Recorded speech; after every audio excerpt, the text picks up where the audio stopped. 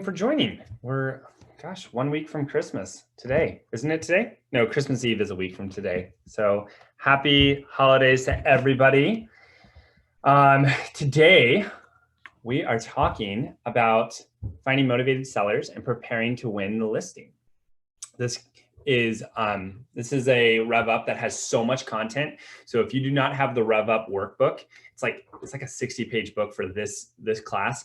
It has so much good information there. So if you need that, if you're watching this at a later time, or if you're watching this now and you need that, email Robin or myself and we'll send that to you. But there's so much good information that's included with this class that we can send you, including things like a pre-listing packet, and things like that. So anyways, just contact us if you don't have that. But as you all know by now, this is RevUP is a 12-week program. This is week 10. We're going to finish the last 2 weeks beginning of January. Yeah, almost done. So learning objectives for today, we're going to talk about the circles of opportunity, how to find qualified and motivated sellers, customizing your Realty One Group listing presentation, the 7 steps in the listing process, how to qualify sellers, using the pre-listing questionnaire, effective research and preparation, the components of a pre-listing package, how to determine an accurate price range, comparative market analysis, scripts and dialogues for sellers. Again, there's so much content in this meeting. It's funny, some of these meetings are like more just conversational. This one there's so much content, and it's not going to be like, for example, that second to last portion, comparative market analysis, also known as a CMA, that there could be a full meeting. And in fact, we have had a full meeting on how I do CMAs. So anyways, if you're watching this, by the end of this, you're probably just going to be like, oh, I want to hear some more about certain things. So as always, this is kind of a grand overview of getting a listing and getting started on a listing. But there's going to be so much more to learn on these topics. So don't ever hesitate to schedule a separate meeting with me, or look back in our previous meetings to see like my video on how I do a CMA and things like that. So as always, we start off our RevUP with an affirmation. I always put my client's best interests first. I do the right thing by them, knowing it will come back to me tenfold. All right, guys, let's jump right into finding motivated sellers. Going to move the screen so I can see my notes. Okay, so if you pay attention to the top sale professionals in the industry, you'll find that the majority of them are listing agents, meaning that the majority of their sales are listings and not just working with buyers. As a success-minded business owner, you want to focus your attention on securing listings as well. These are some of the many reasons for this. So you gain greater control over your time and your clients. Listings build your reputation in the marketplace. You can handle 4 to 5 times as many listings as you can handle buyers at any given time. Buyers driving an area are impressed with a real estate company an agent that has signs on many properties. This results in more sign calls and walk-in business. In order for any type of marketing company to stay in business, it must have something to sell, right? The same is true for real estate brokerages. You want to have a large inventory of available listings at all times. Again, this is ideal, right? This isn't saying don't work with buyers. Working with buyers is awesome. This is just pointing out why you want to focus on sellers, because a lot of times, especially for newer agents, you start working with buyers, so you get really comfortable working with buyers, and so you focus all your marketing as to help buyers, and you just get comfortable in that zone. And so what I'm encouraging you to do is, if you're in that area where just getting started, great, stay there and keep working on getting buyers, but just know that this is the goal. And we're just talking about reasons why you should really try and focus on eventually getting to the point where your first and foremost goal is to get sellers, and the buyers will come, which is kind of some of the next points. So in order for any type of marketing company to stay in business, nope, I already said that. Listings are a major source of buyer referrals. Control the listings and you control the buyers. Most sellers become buyers when their home sells, or if relocating, they'll need a referral somewhere else. This is my favorite of the reasons. because when you get a seller, most of the time, not always, at least I'd say 3 out of 4 times, you're getting a buyer and a seller. So that's another reason to majorly focus on getting sellers over buyers, because if you get a seller, you probably just got a buyer, or if nothing else, you got a buyer in another state, and you can refer that to a broker in that other state and make 25% referral. So you're investing in sellers, you make double or at least more than you would investing in buyers. All those other reasons are totally valid, but I love that reason. That is like the main reason why, if you're like focusing, if you have $500 to spend on marketing for buyers or sellers, obviously you're going to spend it on marketing for sellers because you get a higher return on investment. Okay, so we're going to talk about the circles of opportunity, which is a worksheet that's included in the RevUP book. So if you don't have that, again, talk to Robin or myself and we'll send it to you.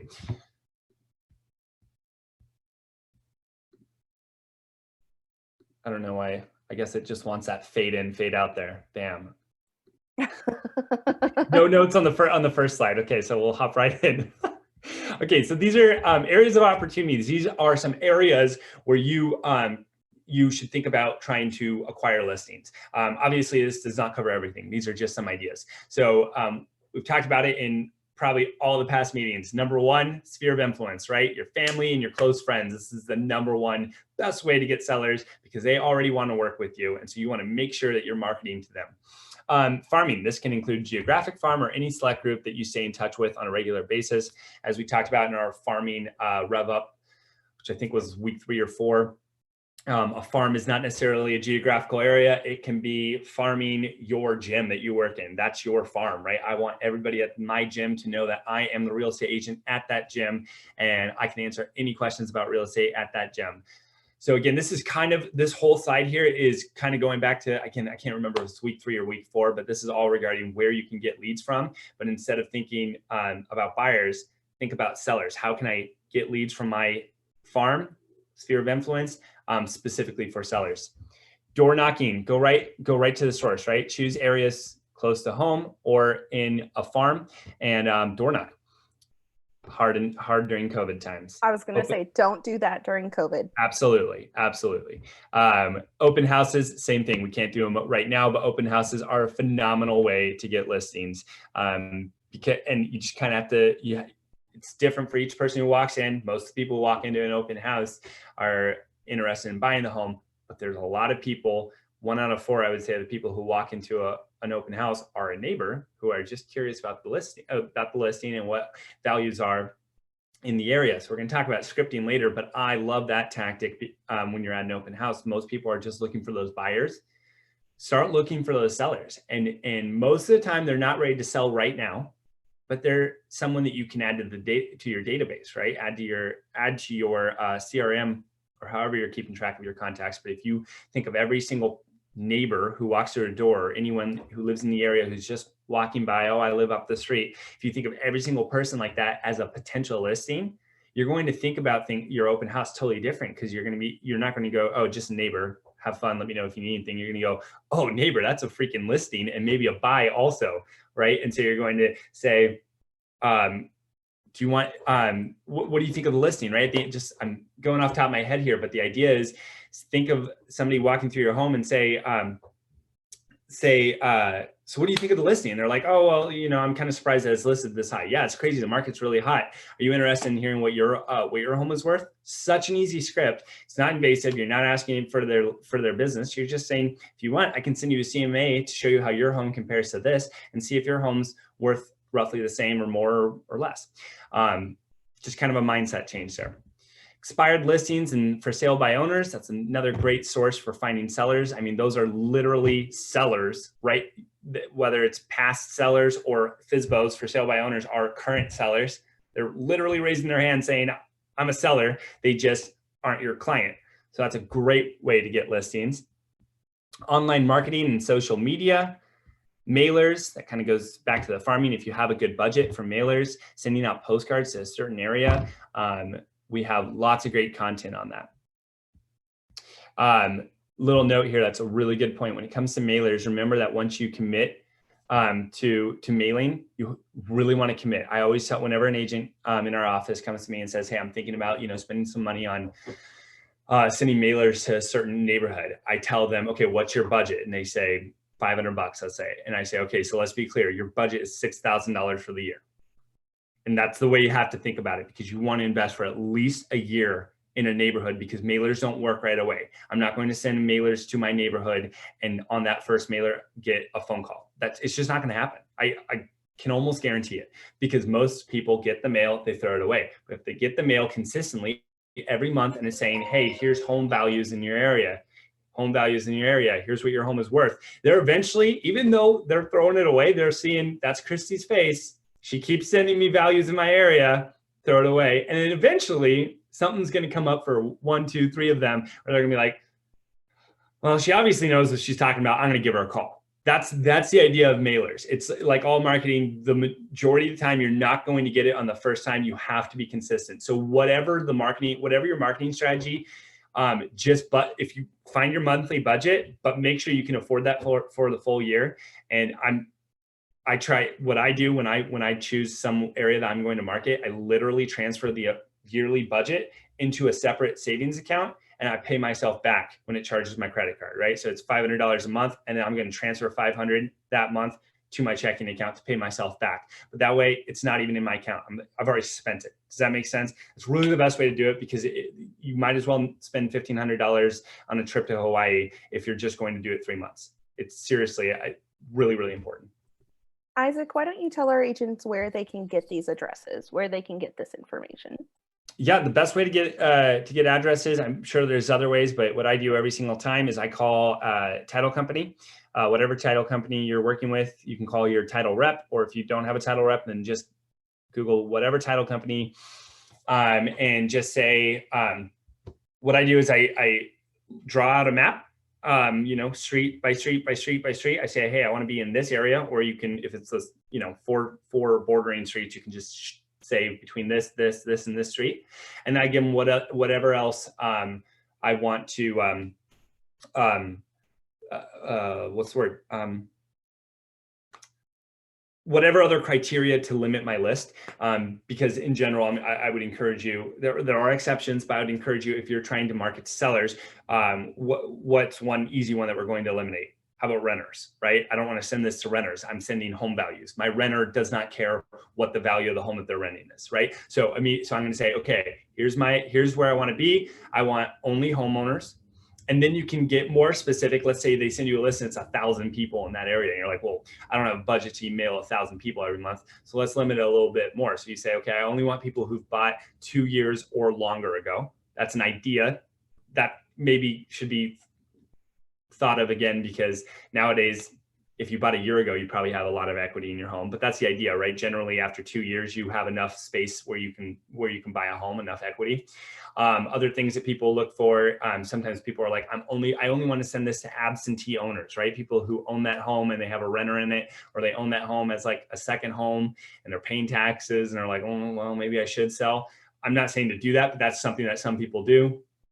I've actually done it in reverse sometimes, where I send my marketing is really focused on the area and focus on how much I love this area and how much I know this area. And so then I actually don't want to hit absentee owners, because they don't really care about the area. It's just a home that they own, an area that they own a property. Anyways, there's all different ways to do it. But my point in saying that is, first off, if you have questions about what I do when I send out marketing, feel free to call me.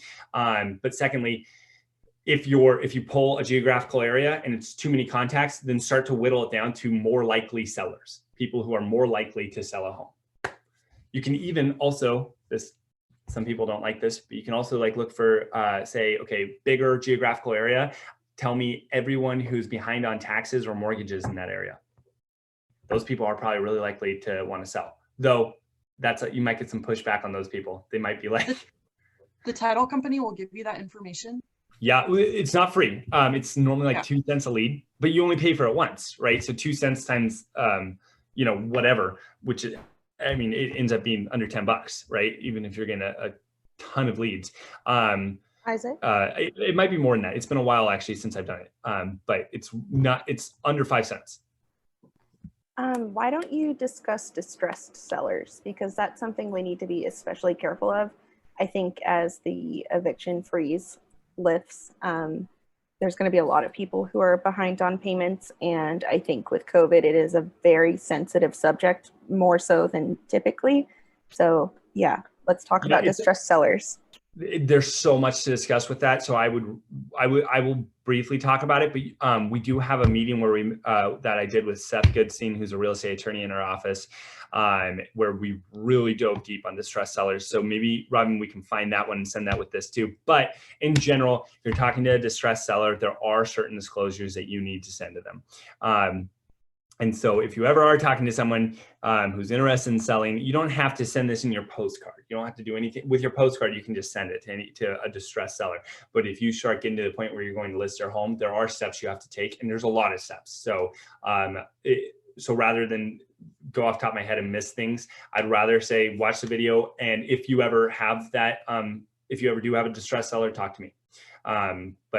Yes, if you are talking to a seller who's behind on taxes or behind on their mortgage, obviously, if you don't know that, you don't know that. But if you do know that, there are certain things you have to do. So just know that. And there's no problem listing a home like that. It's not super difficult. It's just you have to do certain things. So scripts are an essential part of our industry. So many people, especially in the beginning, object to learning and using scripts, fearing that they will sound scripted, which I probably sound right now because I was reading those notes. So, but if you're ever taught how to answer a family telephone, you were learning a script, right? So I'm actually going to not read these notes because I don't need a script right now. Let's just be real here. Scripts to me are really important to get the ball rolling and to learn what to say, especially if you're having that call reluctance, right? If you are, if you're calling sellers in a certain area, you want to, or calling for sale by owner sellers or expired listing sellers or whatever, you want to do some research. And I'm going to show you guys in just a minute how to do that. Find some scripts and then print out a few and then write your own script. It doesn't have to be exactly that. It shouldn't actually be exactly the scripts that you find online because those aren't your words, but those are how you, especially the objection handling that you see in scripts, so important. It's seriously, if I'm ever like having major call reluctance and it's like, I can't pick up the phone for some reason, I will just start reading some scripts and it will calm me down because I'm like, yeah, that's right. That's the worst thing they're going to say, to which I can say this. It's like reading the answers before a test. Like, you don't want to bring those answers into the test because that's cheating the test. The analogy is not working. I guess the moral, my point is, it's good to read the answers to the test before you do it. But then once you're in it, I don't have the script in front of me at that point because I've gone through it and I feel comfortable now and I can handle the objections.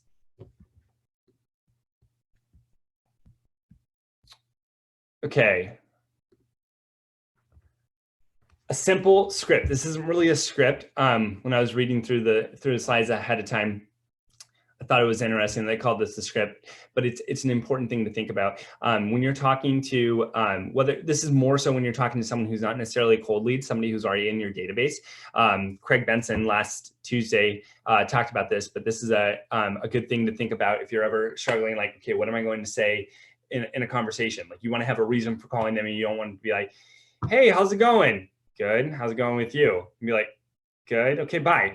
This is just, it's a template, right? So family, occupation, recreation, dreams, just something to think about. How's your family? How's your job? Anything new? What have you been up to? And dreams is a harder one, but so what's next? What's your goals, right? What does 2021 look like? This is just kind of a template. If in doubt, if you need conversation, think forward. Family, occupation, recreation, and dreams. Practice, practice, practice. So this is obvious, but don't just read a script, say, got it, and go. Practice with yourself. Do it in the mirror, do it with a friend, do it with me, do it with Robin. Whatever the case, talk to somebody and practice the scripts and if you are doing it actually on the phone with another person, ask them to ask you tough questions. Don't have them go easy on you because you want to be prepared for it. And if somebody, this will happen. If you're calling cold leads, if you're calling for sale by owner or cancel and expireds, you will get yelled at. That's a fact. It's going to happen. I promise. People are going to say, stop calling me. And if that is going to shock you, then have somebody else shock you. So it's less, so you're prepared for it at that time. And figure out, well, what would I say when that happens, right? Figure that out ahead of time. Think about those variables. Don't over practice. Don't think about practicing every single day and never make phone calls, but do practice. You know, because the more you practice, you'll feel way more comfortable when the time comes. I think it's important to say too, I've done cold calling for a broker that I used to work for, and it's not about you personally. Like if you get yelled at, like, and it hurts your feelings, that's totally understandable, but it's not actually about you. It's always about the position that person is in. So don't take it to heart. And it's also about, like, generally if someone says, stop calling me, it's not because they're mad at you calling them, it's because they're mad that 20 agents have called them the past month, right? So empathy is a great point, Robin. It's have some empathy and understand where they're coming from. And think about that. Think about that when you're reading scripts, be like, okay, well, how do I sound different from those agents? What can I do differently? That's why. How can you give value? Absolutely. That's why one simple script, I've said this to a lot of people, I think I've said in past RevUps, so a really, really simple script to kind of set the cancel and expired seller's guards down is something to the effect of, hey man, I'm sure you've had lots of calls, but the market is crazy right now. There's practically nothing on the market. There's like such little inventory, and I'm just doing whatever I can to find my buyer a home. And your home, I know it was listed last year, but it looks like it'd be perfect. Do you have any interest in selling? No worries. If not, I'm just doing everything I can to fight for my buyer and try and find them a home. How can someone get mad at you for that? Worst case, they're going to say, no, I'm not interested anymore. But I try and find ways to, like, I try and think, okay, if I was an expired seller, what's something that will not piss me off, for a lack of a better way of saying that. That's kind of how, that's how I design my scripts. I try and think, like, how can I be different? What can I say that other agents aren't saying? How can I put their guards down? I think asking about, especially for expireds, is asking about, so how did you feel your last time on the market went? Because whatever we did before, I've got a strategy already in place for your home. I think that can inspire them, because a lot of times on expireds, like, agent just sort of let the seller pick the price or something and didn't talk about competitive market, and there's just a lot of factors there. So being able to speak upfront about what you can offer that is going to be different than the last person, especially for expireds, I think makes a difference. And that's a great point to the don't read the script when you're talking to them on the phone. Read it ahead of time so you can handle the objection handling, because you really want to be focusing on what they're saying, like what you want to be able to mirror them and let them know that you hear them, and you, like, repeat back to them. I just read a book for the second time. I read a couple years ago and I just reread it. It's called Never Split the Difference. And it's a whole book about negotiating. He talks about mirroring. He says it's one of the best ways to get someone to trust you. And when they trust you, then they want to work with you. And it's mirroring them. And that means that someone says, yeah, I just feel like, all real estate agents are slimy salesmen who don't really care about me. And it sounds ridiculous. If you haven't read the book, read it. It's unbelievable. He's a former FBI negotiator who then realized that negotiating against criminals was really the same as negotiating in sales. Really interesting. But he says you have to listen and repeat back to them their fear, not verbatim, but in your own words. Say, right, so you're nervous that if you sign a contract with another real estate agent, that he's going to talk a big game and not actually look out for your best interests. That's a horrible fear, and I totally understand that. That's going to be like, yeah, thank you. That is how I feel. Thanks for saying that. Like, it's crazy. I've seen it work. Okay, so basic prospecting schedule. Let's say you schedule 3 hours. You schedule 3 hours of prospecting each day. Find out what works for you. It doesn't have to be 3 hours, but let's say you're scheduling 3 hours per day. So firstly, time block it, right? Don't just say, oh, I'll prospect when I have time. No, you will make time for prospecting, and you're going to put in your calendar as if you are meeting with a buyer at that time, right? If you're meeting with a buyer at noon, you're not going to miss it, right? Or if you're meeting with a seller at noon, you're not going to miss it. So that's how prospecting should be. Put in your calendar and say, I am prospecting from 9 to noon today. Prospecting time should be the most protected part in your day. No phone calls or emails and no interruptions. So you'll find a way to pull up your CRM or your database, however you're keeping track of your clients, away from your email, so you can just focus on that. Mindset is extremely important with regards to your prospecting effectiveness. Positive energy delivers positive results. Sounds cheesy, but it's so true. If you just drag your feet into prospecting, people will sense that on the phone, right? You want to come across as someone who loves what they do and they love real estate, and you're trying to help people with their dreams. I know it sounds super crazy, but if you smile on the phone while you're talking to someone, it is so much harder to feel or like sound snippy. Like, I've gotten frustrated with people and then I've sort of Barbie forced into a smile, and it's actually helped for sure. So I'm not necessarily sure I agree with this, spending an hour on preparation, but if you need it, definitely take it. If that's going to help you be more successful in your last 2 hours, then go for it. But this is saying, go for a walk, go through your scripts, maybe call me or another accountability partner and say, okay, I'm going to run through the script with you, but get your mind into it. Preparation first. Don't just, you might get to the point where you're just like, I don't need preparation. I've been doing this every single day. I'm ready. Let's jump in. But if you're having the call reluctance, start with your preparation mindset. Second is action. This is when the prospecting activity actually takes place. Calls, open houses, door knocking, etc. If making calls, follow up your scripts and take plenty of notes. That's the important part, right? If you're making calls to somebody and they, say something about it's going to be maybe in 3 months, do not think that you're going to remember it, and do not put it on a sticky note. Dear God, do not put it on a sticky note. Put it on your calendar. If that's the way you're going to do it, put it in your CRM, ideally put it somewhere. And that is like a huge part of prospecting. You have to, when you're on the phone, be writing notes. And as soon as you get off the phone, before you call the next person, take very thorough notes, right? It's different if you call someone who says, never call this number again, or I'm calling the do not call registry and going to sue you, whatever. Okay. Off the list, right? But the people who you have a conversation with, write very specific notes and write things about them personally. They say, hey, I can't talk right now. I'm going to the dentist for my daughter. Take my daughter to get her teeth pulled. Next time you call that person, say, how's your daughter doing after getting her teeth pulled? That's going to blow them away. They're going to be like, oh, I didn't even remember telling you that. That's like, again, really listen. And then the third hour is follow-up. This is a time to enter notes, write personal note cards. Yeah, see, I'm going to disagree with that too. I do that immediately. I'm going prospecting and follow-up are the same thing. If you have a bad conversation, cross them off the list. There's no need to follow up. But when you have it fresh in your mind, put it in your database. This is okay. So then the next slide of notes from me talks about follow up with note cards. If you have a really good conversation with someone, consider sending them note cards, or considering sending sellers CMAs.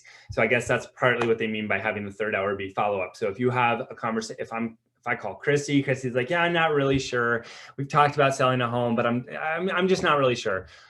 And you eventually get to a point where like, well, do you know what your home is worth? And they're like, no, I really don't have any idea. Well, can I send you a CMA? Well, that third hour is for doing that. That's homework, where you're going to actually do a CMA and mail that to them, or send a note card to somebody, just things like that. That's kind of what they mean by the third hour being follow-up.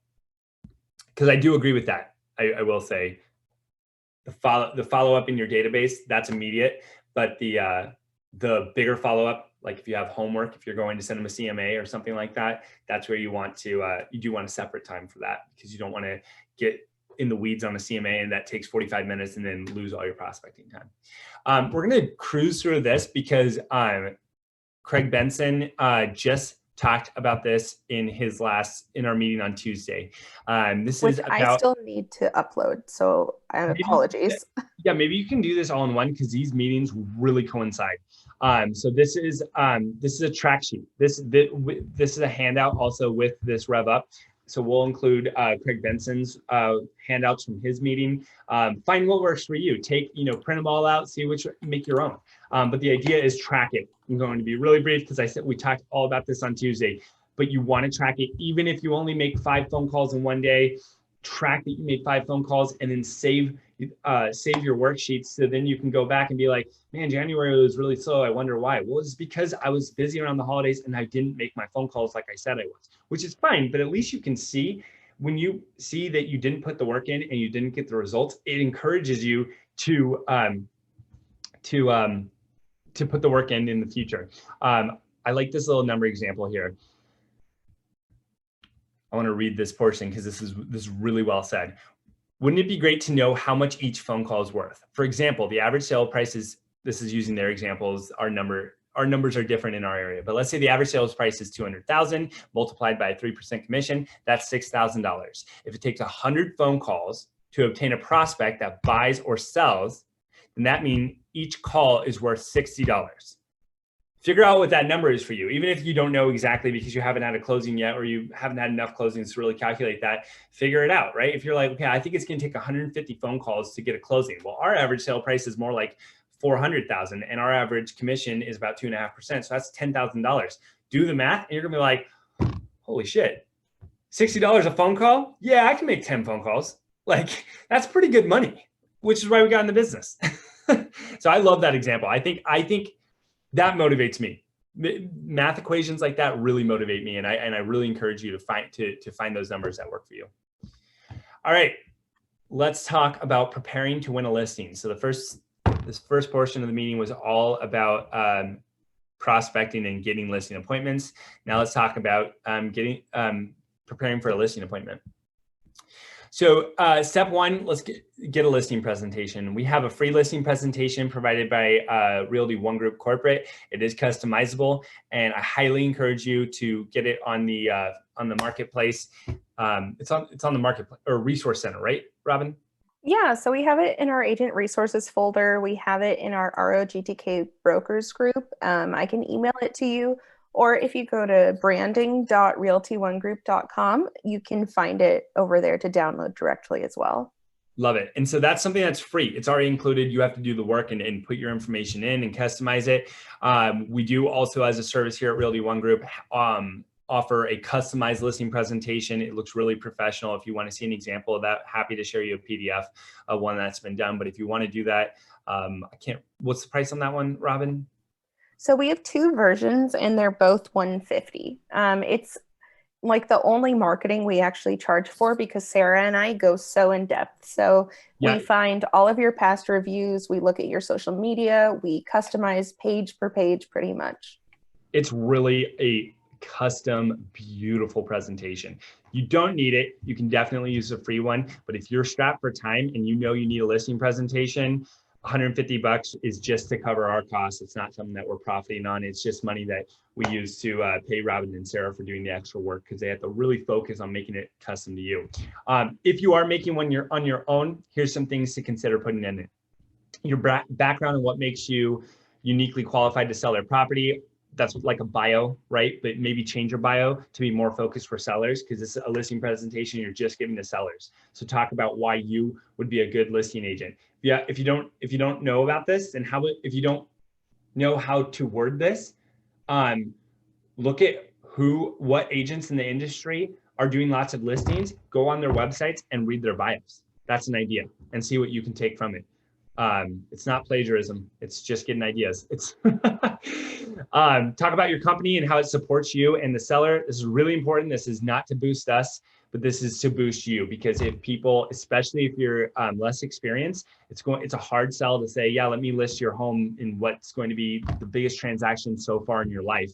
If you have only done a few listings ever. So talk about how you have tremendous support behind you, right? You have someone who does all of your marketing in Robin. You have someone who reviews all your files and Sarah, the transaction coordinator, and myself, and you so much more support, right? So talk about that. And again, we have examples of this if you want help with this. Talk about your market knowledge, especially if it's an area that you live or that you've done lots of listings. Talk about that. prospecting portion, that's where you're really listening. This is the part where you're talking about yourself because you're trying to win a listing because they're likely interviewing other people. So this is not the point where you want to be humble. This is the point where you want to tell them, you want to show them that if they choose another agent, they're making a big mistake. That, just being honest, this is not the time to be humble. Pricing in the market, that's kind of showing them comps, your knowledge of target marketing, the target market buyers you have determined most likely for their property, the marketing techniques you have chosen to find those buyers, online strategies such as search engines, social media, your website, your personal app, marketing to agents with listings and recent sales in the same price range, marketing to all the agents in our office, and so on. Those are not all things you have to use. Those are some ideas of things to include in your listing presentation. All right, let's talk about the basic steps to selling a home. And this is, I love this template. I would encourage Robin or Sarah, I think this is something we should have for something. This is more to you, the agent. These are steps to selling a home. I love this template on a side note for buyers and sellers, just kind of letting them know, hey, here's the steps of buying a home. But this is actually, go ahead. I actually turned this into a social media post. So if you go to our Dropbox file where I shared all the stuff for this chapter, you can find this in the social media assets. So you're ready to share it. Robin's always one step ahead of me. Okay, step one, complete the pre-listing questionnaire, qualify the seller, and set the listing appointment. We're going to talk about that in just a minute. Research and preparation, that's researching the specific property and preparing. Create and deliver the pre-listing package, conduct the listing presentation and present marketing and pricing strategies, ask for the listing, complete the listing paperwork and obtain signatures, market and service the listing. After the sale, follow up. Hey, can I add something really quick that I recently got into? So something that's really, really important is when you order that preliminary title, you want to go in and make sure that you know who actually owns the property.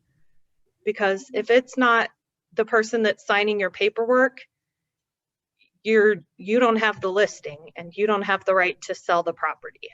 So important. That's such a great thing to say. That's in a later slide. We're going to talk about that, but thank you for saying that. That's, yeah. It could be ignorance. It also could be ignorance on the seller's part. You know, like this is one I've seen before. I call Christy and I say, hey, Christy, I'm ready to sell my home. And Christy says, great. And I sign all the listing paperwork. Well, it turns out I've been separated from my spouse for 4 years, but we never finalized a divorce.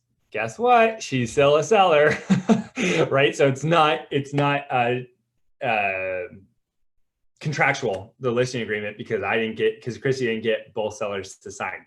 But I didn't even think about it. I was like, oh, well, we've been separated for 4 years, but you don't have a divorce decree. So not really. That's an example. There's other examples too, but well, let's just show you really quick. Everyone probably knows this. It's really simple. Before, when you have that first phone call from someone, or you're on the phone, you call them and they're like, yeah, I am maybe interested in selling my home. And all we have right now is the address. Come on. All you have to do is just, I do this literally while I'm on the phone with them. If you can, while you're really making an effort to listen, just type in their address, pop, owner's name. That's it. If there were more owners, it would say that. So this is going to be accurate. I'll say Realist actually doesn't update immediately. It's possible they literally just sold the home within the past month, but that would seem very unlikely. But Realist is within 30 days, very, very, very accurate. So anyways, just look it up ahead of time. Great point, Sarah. I appreciate you saying that. Okay, this is a hard one. It's okay to say no. A listing is a listing. Control the 3 feet around you, including with whom you choose to do business. Many people will claim to be interested in selling their home or other real estate. Remember that likes attract, and that if you choose to work with a negative, angry, demanding, and or unrealistic seller, not only will they require more of your precious time, energy, and resources, if you manage to successfully find a buyer and get the listing sold, they will refer their friends and family to you. People just as negative and difficult to work with you as they are. Don't believe this? Ask any seasoned agent and it will be confirmed. I don't want to keep reading these notes. I'm going to just say, I'm going to speak my mind here.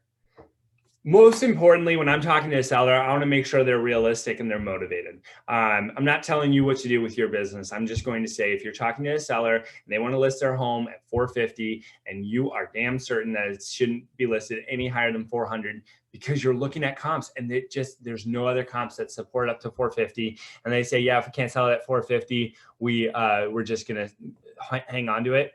It's up to you. There's an argument to be made. Well, I'll list it right now and tell them, hey, if it doesn't sell, don't blame me. I think it's overpriced. And then next year, hopefully it's worth 450 and I'll sell it then. I would argue that's a waste of your time. And there's a really good chance they are going to blame you for the fact that it doesn't sell and they are going to list with another agent next year. And you're going to be out all your time and all the money that you spent on it, including pictures and you're putting up the sign and all that. So that's more so the point I want to make. I agree with what I first read. If there's someone that you're talking to and they're not treating you respectfully, they're angry, they're bitter, they're not listening to you, it's okay to say no, right? That's for you to decide, but it's a good point. Take it or leave it. This is a script on a way that you can say you don't want to work with someone. It's important to have a script like this because you do want to be careful and make sure they don't accuse you of not wanting to work with them for something violating fair housing, right? So Mr. and Mrs. Schaefer, I'm afraid that we are not the best match for doing business at this time. I know I will not be able to meet your expectations and I would rather turn you down now than disappoint you later. Thank you for your consideration. I wish you the very best. This is one, unlike, breaking up with somebody in high school, I would send this in a text or in an email because I want it in writing. But I like that it's matter of fact, and it's not saying I didn't like you. You're not a good person, and I don't want to work with you. That's what you're thinking, maybe, right? But this is saying I know I will not be able to meet your expectations. That is the reason why that's the reason why I'm choosing not to work with you. There's nothing in here that can be misconstrued as being a violation of fair housing. So I do think that's important. If you do decide to not work with someone, make sure you put in writing why you're. Not necessarily why you're not working with them, but something to this effect, something not emotional, just saying, I can't meet your expectations and I think you'd be better working with another agent. Okay, listing process, step 1. This is the last part of the meeting. We're just going to go through those 7 steps of the listing process. So complete the pre-listing questionnaire. This is what the pre-listing questionnaire looks like. Again, this is a handout that we'll include in the email. I don't give this to them fill out. This is something that will overwhelm people, and they don't want to feel like they're doing all the work. This is something that these are talking points for you, and this is where we're going to talk about what Sarah brought up earlier. So, seller's name, mailing address, and then additional contacts if there's a second seller, email. This is for everyone's contact information, essentially. First portion, how did you hear about me? This is something I really encourage you to ask, especially if you feel like it's an appropriate time to ask that, because that's great to know, where your marketing is working, right? If it's a family member, close friend, that's fine. But if it's someone who calls you randomly, you want to know where they heard about you, because you want to know, yeah, my postcards are working, right? So why do you want to sell? This is really important. Knowing their motivation helps with the process. It's kind of hard. I'm trying to think of an example as to why it helps.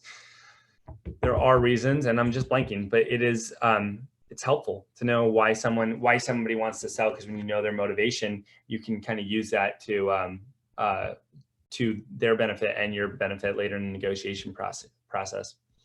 When would it be convenient for all decision makers to meet with us? This is like as if you're a team.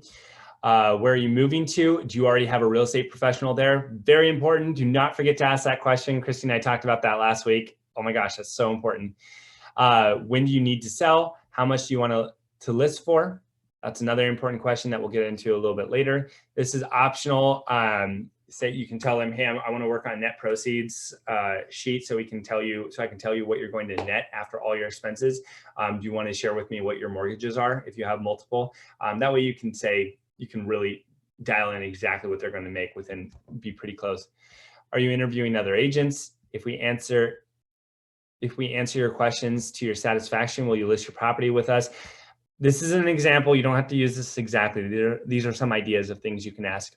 What are you looking for in hiring an agent? Was commission mentioned? That's not something you're asking, but that's something you want to know. I thought this was where it said, is there anybody else? Did I already say it? Is there anybody else? I thought it said that. I guess not. So this is where you would also want to ask, is there anybody else untitled? Is there anybody else that has a say in selling this home? Very important also when it comes to like a probate sale. Sometimes there's more than one person who has to make a decision and has to sign. This will be included. Make your own, or use this and don't necessarily ask all the questions, but find out what you feel comfortable asking and use these as examples.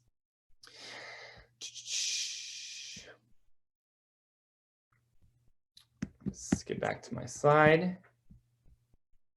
Okay, when you're at your first listing appointment, people are going to ask you for a price. I really encourage you to not give a price that same day. If they're really pushing you, you can say, okay, I did research before I came here, of course, and I see that in your neighborhood, similar bedroom, bathroom count, the max I've seen sold is this price, and the lowest I've seen sold is this price. I haven't seen your home yet, or I'm seeing it now for the first time, so now I really have to dial it in based off of layout, condition. It's, you know, is it on a busy street versus the one that I said sold at this price? If so, you're not there. Even if everything else is the exact same, a busy street brings down the value of your home. So you can have a range like that, but I really encourage you to set a two-part meeting. Number one, because it's the right thing to do when it comes to valuing a home. I can't go blind into a meeting and tell them what their home's worth. I really have to see the home. And number two, it's an excuse to get a second meeting, and most agents are just meeting once, right? They're interviewing multiple people, and they meet with me, and they meet with two other agents, and then they meet with me. Guess what? I got 2 meetings and y'all got 1. And I've got a better chance of getting the listing, right? I've got a better chance of selling myself. So tell them I'd be doing you a disservice if I told you what your home's worth now, because I don't do anything half-assed, and I'm going to go back and really look into this. I think I'm swearing more today than I normally do. Although I know, okay, no. You can blame me for the swearing. It's okay. Yeah, no, you have definitely been a bad influence on me, Robin, when it comes to some of these notes are repeat, and I just don't feel like I don't feel like it's the best use of our time. So I'm gonna that's about everything on this spreadsheet. I mean, on this slide. We want to qualify the seller. We've already talked about that in the questionnaire. We want to make sure the seller is really motivated to sell and they're not just wasting your time. And then set the second listing appointment where you're saying, okay, perfect. I'm going to take all this information, research the property really heavily, and now I'm going to come blow your mind in a week when we really talk about listing your property. Okay, step 2, research and preparation. So complete the pre-listing questionnaire. If you were just writing notes in your phone and you didn't have the questionnaire with you, complete it for yourself and save it to your file, so you can always go back and be like, wait, why are they selling again? Or what's their timeline? Anything like that. We've already talked about qualifying the seller. Wait a second, did they not? Those are the exact same last 2. That's a mistake. Okay.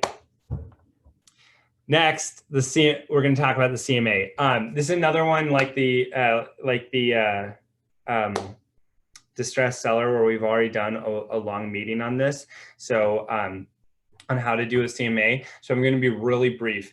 Doing a CMA is so important, but it's also really simple. I'm going to show you really briefly how to do a CMA.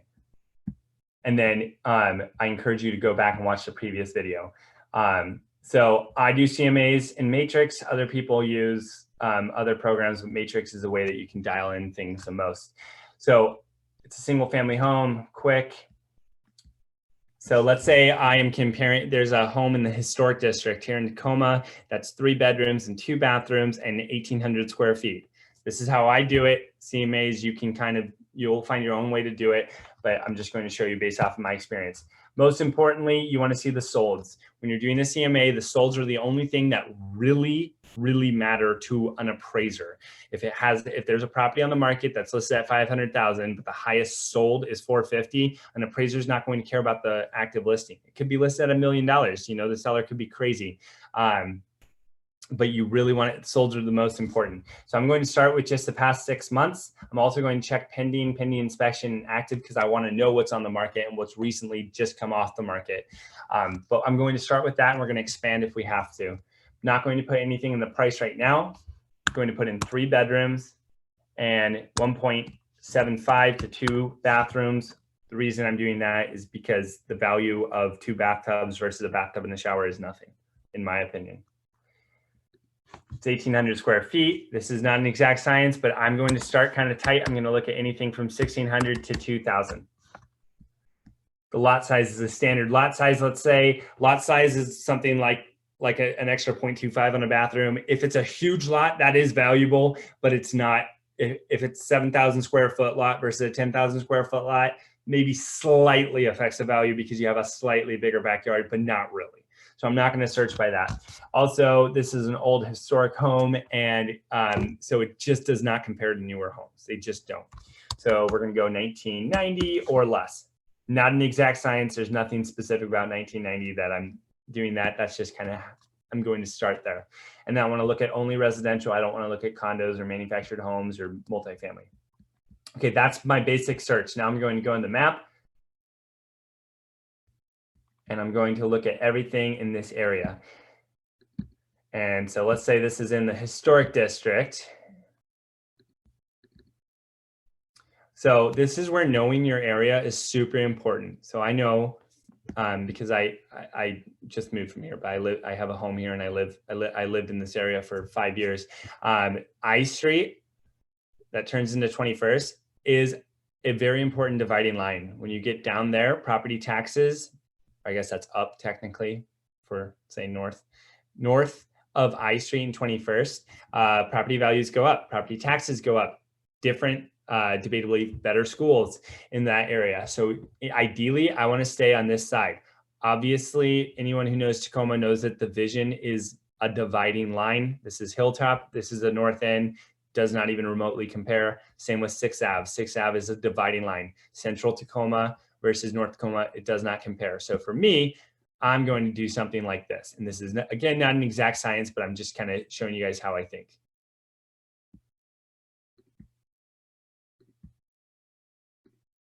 Okay, so that's only 4 comps. You might want more, you might want less. If you want more, you can go, okay, well, I know it's 3 bedrooms. Well, let's look at 3 to 4 bedrooms. Let's look at 1.75 to 2.5 bathrooms. Yeah, that's going to change the value, but at least we'll see a bigger picture. Like right now, I don't have any active or pendings in that listing, in that search. So maybe I want to expand a little bit to see what, what other, I want to see a little bit more relevant data. But again, I started small. Now I'm going a little bit bigger to see what's out there. Hey, Isaac, how important do you feel it is to have the same style? Like, I know if it's a Rambler, you can't really compare it to 2-story, right? Yeah, really, really important. Ideally, sometimes it's just not going to happen. Like sometimes there will just not be any 2-story with what, like the home that I'm thinking of that I'm comparing this to. I'm acting like it's hypothetical, but I have a home in mind, my in-law zone. Theirs is a 2-story with a basement. Ideally, a perfect comp is going to be a home that's the same condition, similar size in everything, and also a 2-story with a basement. It just isn't always that simple. The other reason I want, I'm doing it, I'm not searching by that, Sarah, is because I know that, you know that, and appraisers are going to think that way, but a seller's not. A seller who, owns a home right here, and they see that this is a Rambler right here, they're going to be like, well, that one sold for 500, and you say mine's worth 450. I want to know about that listing. I'm going to object and say, well, an appraiser and anybody else is going to value a home that has 2,000 square feet with no basement, totally different from a home that has 2,000 square feet with a basement. Above ground square feet is obviously more attractive, right? So it's good to know about that. And I'm definitely going to note that when I'm determining the value, but I'm not necessarily going to eliminate it on my original search because I kind of want to know everything that's sold in that area that has the same criteria. Awesome. That's yeah, a great you answer. ask different top producing real estate agents and you'll probably get some different answers, but that's kind of how I think. What are your thoughts on that? Oh, I completely agree. Like you should know what's in the area, so it's okay to do a broader search, but then when you're coming up with the actual valuation, I think it's really important to go by the criteria that you know an appraiser is going to be going by. Yeah, that's just me. I completely agree. And a lot of people are going to say, well, then why didn't you search down there? Because you know a seller who, you know, has their home here is not going to realize that this is so much different right here and right here. I'm not sure if you guys can see my mouse, but it is a difference. So debatably, you would have a larger search in general so you know about it. So maybe the best way to think about this is you should do a specific search, try and be as specific as possible to really dial in on the price, but then also do a wider search to know what your seller is going to object to, because they're not going to go, oh yeah, you said it's worth 450, but there's one that sold down the street for 400, so I'm probably for. No, they're going to go, what's the most expensive home that sold around me? And that's what they're going to compare themselves to. Okay, last step, I'm going to just look at them. This is after I've been through the home. This home is active on the market. I know, again, I'm picturing a home in mind. I'm looking at the condition, and I know right off the bat, the home I'm thinking of is in way better condition. It's good to know this is on the market started at 475, now it's at 450. I know mine's 1,800 square feet and it's a way better condition. That's good to know that this home is listed at 450. It's not selling. I have a pretty good baseline right now that I'm worth absolutely no less than 450. But again, this is not a science. This is just me thinking, critical thinking, right? I'm just going through this and going, I've seen the house. This does not even remotely compare to the home, and they can't sell at 450. This one is pending after 2 days. The reason I say that is that's important to know. If it was pending for only 2 days, I'm guessing they didn't accept an offer for any less than 589,950. That's a pretty safe guess. If they got an offer for 550, they probably would have stayed on the market. If it was pending after 14 weeks on the market, there's a good chance it's pending for less. I'm hypothesizing. I don't know that for a fact, but it's good to know. I'm going to look at this home. Again, just one picture. I was like, God, those all look the exact same, because they are. That sucks, because I would love to see more about it. But I am going to note this one has an extra bedroom. This one has an extra half bath, but it is around the same square footage. This is likely at the very top, if not better, than my home, because it has that extra stuff. Anyways, I'm not going to keep going through this because it's so hypothetical. I think you guys get the point. What you want to do is you want to select a few that you think best compare to your listing. A few is vague. You want to select, I would say, no more than 10. Sarah, you might disagree. Anyone could disagree with that. This is just me. And you really want no less than 3. If you have more than 10, it's overwhelming. If you have less than 3, it's like, okay, can you show me some more data? Okay, so you select a few, and then what I do is I go print, and here are the categories I use. I use the multi-map, I use the 3UP comparison, and I use the landscape, and this is the report that it prints. I'm going to say that again.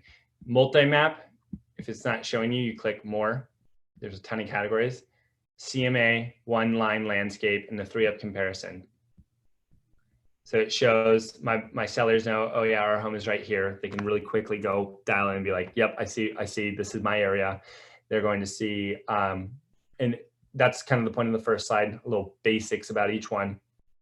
This is an awesome slide because it says the average, it shows all the original prices and then the list price when it sold, the sold price, sold percentage of original list price, sold percentage of the list price when it sold. So they're all selling for 100+% of the original list price. It's telling me what the average sale price was. It's telling me what the average days on market. This is really, really great data. So that's why I have this. And then the 3UP comparison is kind of a side-by-side that gives you a little bit more data about it. So that's how I do a CMA. There's so many other things you can do. Like they actually, there is, give me a second. There is a tool right here. There's a tool that you can use on the MLS for CMA. I don't like it as much personally because it's not as customizable, and I don't love the final product. I know some agents in our office absolutely love it, and they would, if they were on this call, they would say, no, you should always use this. Figure it out. Find out what you like the best. I like the way I do it a little, for me personally, but I'm not right. That's just how I do it. So I just like to show people how I do a CMA so you guys, if you really just want to practice CMAs, that's one way you can do it. But there's so many different ways to do it. So ask other top producing agents, how do you do CMAs, and learn from them. And one other way you can do it is to take this information and put it into Sync, and they have a listing report that you can do in there. It's pretty snazzy. We have a video about it that I did for a Tech Tuesday. See, the CMA tool on Sync, I actually like better than the Northwest MLS CMA tool. The report looks really nice. It looks really professional. Yeah, and you can customize the pictures and everything. It's yeah, really that's nice. one reason I don't like the MLS one as much. The final report is kind of blah. I don't know. That's just my opinion. Some people love it, so just don't take my word for it. That's just my opinion. One thing you want to think about when you're going through the property the first time, so that you can talk about this when you're going through it the second time, is talk about, we're going to ask the question of the buyer, we've already talked about their goals, right? But we're also going to ask them, based off your goals, like, what do you want to do to this home to get it ready to list? Are you tired, done, have no money, however you want to say it? Are you just ready to list it as is? Okay, perfect. Then I'm not going to point out all the little things that I would do to get it ready to list, because you've already told me I'm not doing anything. But if they're saying, yeah, we've got $1,000, we can do a little bit of work, then they're relying on you to point things out. And there are some really cheap things that you can do to tremendously up the value of your home. So, I mean, even things as simple as putting light bulbs in all the light fixtures. Oh my God, it makes such a difference. You like just going through your entire house and making sure they have light bulbs everywhere. Just raking the leaves before you list the property. I'm not telling you to do this, by the way. I really encourage you not to. A lot of people are go-getters and they do a lot of work for their sellers. I don't.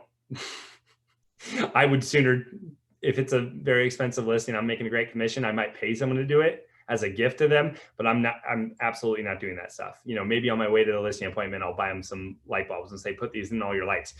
But think about that. Think about, as if you were a buyer, what are things that are going to be negative for me? That would be a really quick, simple things for my seller to do.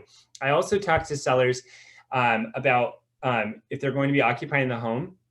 I talk to them about how to stage the home as positively as possible without being too disruptive. So people know that you're living in the home. So the home doesn't have to be absolutely immaculate and perfect all the time, right? But you probably don't want a sink full of dishes. You probably don't want a toy box emptied across the living room floor. Just and encourage your seller to start thinking like a buyer. Again, they're probably looking for homes right now too, or going to be looking in a month, and say, you've been looking at homes. What stands out to you as like oh, that's gross, or that's shows poorly, and encourage them to start thinking that way. It doesn't matter if there's some dishes in a drying rack, right? Neatly placed in a drying rack. But if there's a sink full of nasty dishes, that sucks. And I'm sure we've all kind of seen that before. And you're just like, what? Are you kidding me? So try to politely encourage your seller to think like a buyer when we're going to be listing their home. I am going to take this time to also mention, we have no affiliation with them, but there's a title company called Modus. We've talked about them in the past, and they actually have a listing assist program. If your sellers have, I believe it's above a 660 credit score and they have enough equity in their home, they can get money from the title company to fix up the home up to $55,000. And it's zero interest. They have to pay it off in 1 year. So they could, do work for a month, get their home all new landscape, new painted, new roof, whatever you can fit within 55,000, or just do a new roof, whatever it is. And then they don't make a payment. They don't do anything until it closes, and then the roof's paid off. Something to think about. Be really careful if you're suggesting that to sellers. Say, hey, I'm not saying you qualify for this. You'd have to go through the qualifying process, but if you're interested, I can put you in touch with them. Okay, we're almost done. So step 3, create and deliver the pre-listing package. They do things a little different than me. So if this is kind of sounding commingled, it's because this presentation was not made by me exactly, but they're saying, you go and have the first meeting, you create your listing presentation, your listing package, and then you deliver it however you want to do it. Find out what works best for you. Go through the workbook for this and make your process. So now you're going to deliver their comps, your resume or your listing presentation, You can deliver, I love doing this. I deliver the contracts I'm going to need signed so that they can review it and get back to me. Cover letter is a great idea. We're going to talk about that in just a second. And then information about their home. That's just you can just save this realist right here. Just save this and deliver that. Okay, this is an idea of a cover letter. This will be included with our follow-up email as well. This is talking about a CMA, which we've already discussed in depth. And that's it, guys. That's all I've got. So that was all really the process for getting listings and getting through a listing presentation and hopefully acquiring and hopefully earning the listing. Next week, we're going to talk about listing a home and selling a home. Not next week. Right. Next week will be Christmas Eve. So not next week, but and not even the week after that because that'll be New Year's Eve. It's going to be January 7th. Fun fact, New Year's Eve is like my second favorite holiday. Third. Tied for top 3. Love it. Love New Year's Eve. Okay, as always, we end on the 1 habit. Make 3 calls, add 3 people to your database, and send out 6 notes at least once a working day. This is just a habit that you can customize to whatever you want your goal to be, but this is an idea of something that you can make at a minimum. I will do this before I go to bed every night. And that's everything. I hope, since we're not doing next Tuesday, I guess this is the last